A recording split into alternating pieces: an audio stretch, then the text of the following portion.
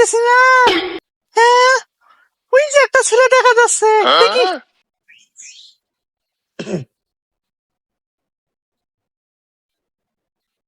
এই একটা কাস্টমার পাইছি রে। এই সারা, আইবি, টাকা কম দেশ না। এই তুমি এসব কি বলো?